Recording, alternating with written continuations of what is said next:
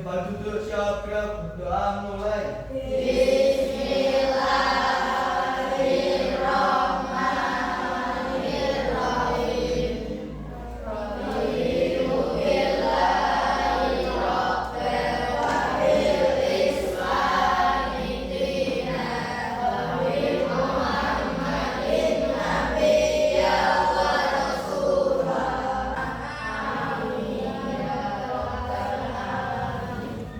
Sebelum saya cek kehadiran kalian, saya akan mengecek kebersihan dan kerapian kalian.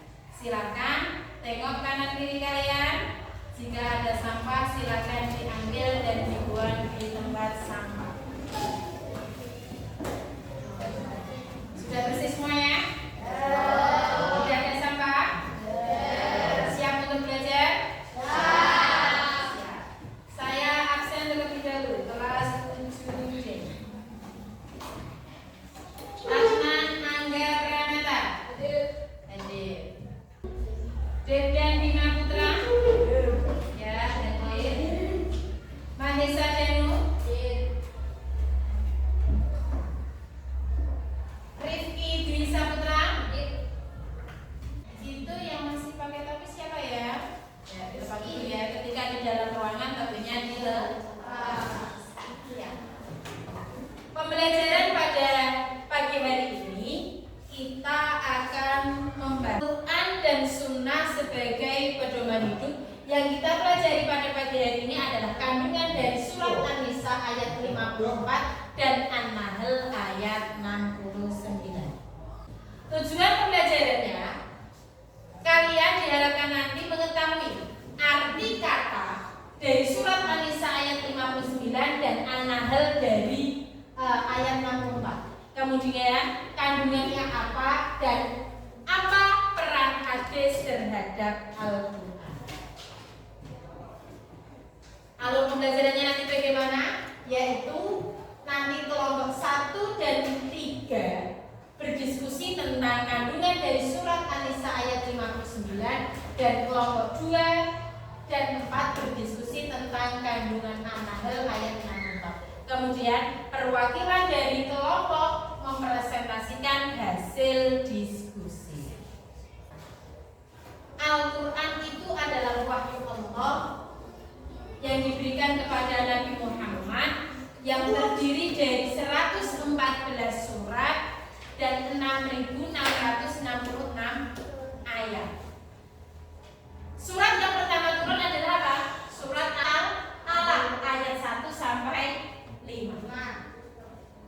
Dari penjelasan Bu Ayu, siapa yang bersemangat mempelajari kandungan surat An-Nisa dan An-Nahl ayat 64? Bersemangat semuanya ya. Mari kita pelajari. Nah, pertanyaan pemantiknya, apa arti dari An-Nisa? Ada yang tahu? An-Nisa artinya apa? Ya. Ya, An-Nisa itu adalah artinya wanita. Kemudian siapa yang tahu artinya An-Nahl? Iya, 100 buat Danu, tepuk tangan untuk Danu. An-Nahl itu artinya adalah lebah.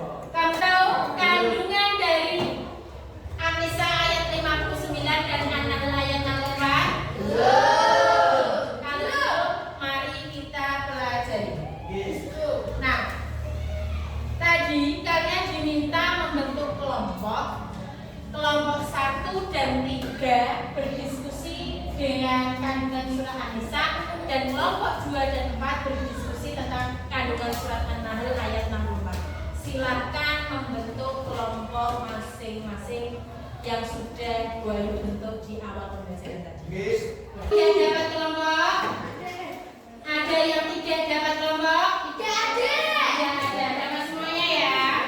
Nah, mari kita baca surat An-Nisa ayat 59 bersama-sama. Bismillahirrahmanirrahim. Fa'in tanazakum fi syai'in farudduhu ilallah. Baca yang keras sambil berdiri. Ayo Fahim. Berdiri. wahai orang-orang yang beriman, taatilah Allah dan taatilah Rasul atau Muhammad dan ulil amri atau orang kekuasaan di antara kalian. Demikian itu lebih utama bagimu dan lebih baik akibatnya. Ya, terima kasih. Nah, mari kita artikan dari surat An-Nahl ayat 64. Wa ma anzalna 'alaikal kitaba illa litubayyana lahum alladzi ikhtalafu fihi wa hudan wa rahmatan liqaumin yu'minun. Wa ma anzalna artinya dan kami tidak menurunkan kepada siapa? Alaika kepada Muhammad al-kitaba kitab Al-Quran ini illa litubayyana yu'minuna selanjutnya kita akan memahami isi dari kandungan surat An-Nisa ayat 59 dan An-Nahl ayat 64. Assalamualaikum warahmatullahi wabarakatuh. Memahami isi kandungan Quran surat An-Nisa ayat 59 dan surat An-Nahl ayat 64. Kalian tentu sudah mengetahui definisi Al-Quran. Iya, Al-Quran secara bahasa berarti bacaan yang diambil dari kata qara'a berarti membaca. Al-Quran didefinisikan sebagai wahyu Allah yang menjadi mukjizat dan diturunkan kepada Nabi Muhammad SAW, ditulis dalam mushaf, diriwayatkan secara mutawatir dan membacanya bernilai ibadah. Dengan surat An-Nisa ayat 59. Quran surat An-Nisa ayat 59 menjelaskan untuk patuh dan taat kepada Allah, Rasulullah, dan para pemimpin-pemimpin kita. Ketaatan kepada ulil amri meliputi ketaatan baik pada pemerintah maupun para ulama. Taat pada pemimpin hendaknya dibingkai dengan ketaatan kepada Allah dan Rasulnya. Coba diskusikan sesuai dengan kelompok kalian. Kelompok 1, kelompok 2, kelompok 3, dan kelompok 4. Kelompok 1 dan 3 membahas kandungan An-Nisa ayat 59 dan kelompok 3 dan 4 membahas kandungan surat An-Nahl ayat 60 ayat 60. Siap? Siap. Saya kasih waktu 20 menit untuk kalian berdiskusi. Gimana? Ayo silakan dicari. Kelompok 1 membaca tentang apa tadi? Kandungan dari surat An-Nisa ayat 59. Coba dicari An-Nisa ayat 59. Maksudnya itu apa? Kandungannya itu apa? Ya, coba dicari. Paketnya dikeluarkan.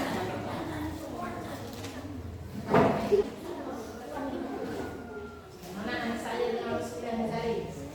Ini An-Nisa ayat 59. Ya, kita belajar nama. Artinya di sini kemudian dicari namanya. Kandungannya mana? Ini kandungannya An-Nisa. Coba dibaca dan dipelajari nanti dipresentasikan perwakilan maju depan. Ada kesulitan? Udah ya.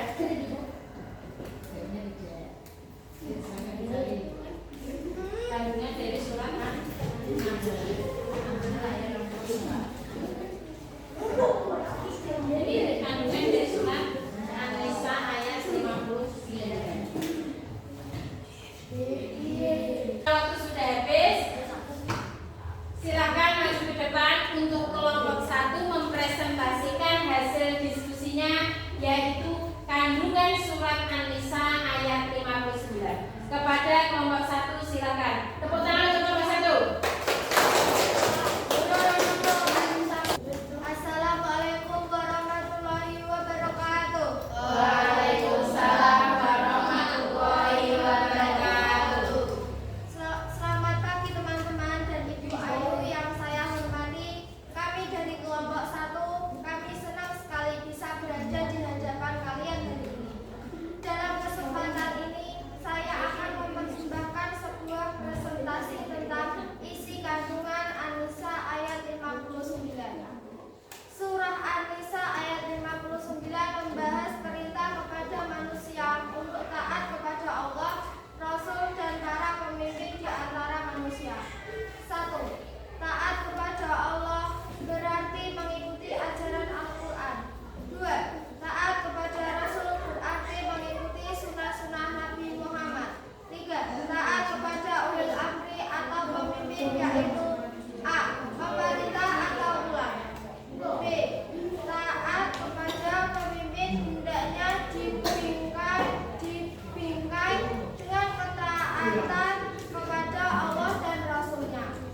Ketaatan kepada mereka tidak boleh bertentangan dengan ajaran agama.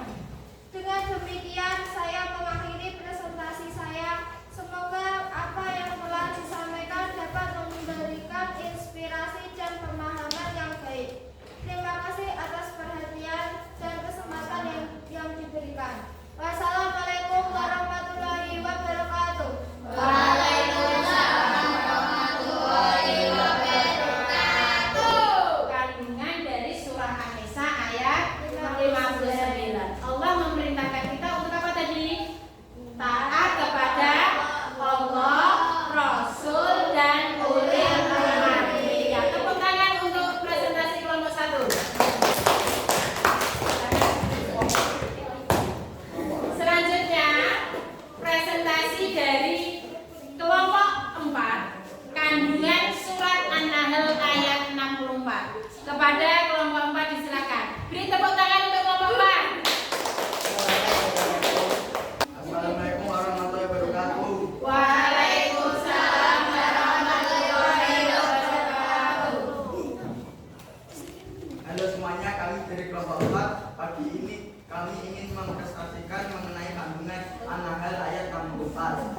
Bagi teman-teman akan Allah untuk menjelaskan apa yang di Al-Quran sebagai penjelasan utama dari hadis dan sebagai penjelas. Sekian presentasi dari saya berharap isi presentasi ini dapat memberikan pemahaman yang lebih baik. Terima kasih atas perhatian dan kesempatan yang telah diberikan. Tepuk tangan untuk kelompok 4. Kandungan Al-Quran sebagai pedoman utama dan hadis sebagai penjelas dari Al-Quran. Nah, dari presentasi kelompok 1, 2, 3, dan 4, kandungan surat An-Nisa ayat 59 dan An-Nahl ayat 64, ada yang ditanyakan? Ada yang ditanyakan? Surat An-Nisa kita diminta taat kepada Allah, Rasul, dan ulil amri. Sedangkan kandungan surat An-Nahl ayat 64 adalah jika terjadi perselisihan untuk kembali kepada Al-Quran dan hadis. Al-Quran sebagai pedoman utama, sedangkan hadis sebagai penjelas. Tepuk 1, tepuk 2, tepuk 3, tepuk 4, tepuk 5, tepuk fokus.